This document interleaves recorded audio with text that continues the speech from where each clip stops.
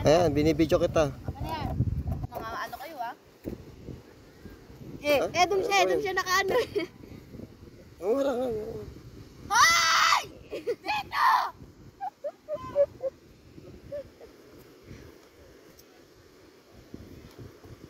Tito Victor ah. Susumbot talaga kita kay Tita Moning. Ikaw! Las- Kilala ka pa nakatingin dyan. Lasama mo na yan. Pero nakatingin siya pero yung mata niya nagpagano na eh. Kaganon nga raw yung mata niya eh. Opo ako.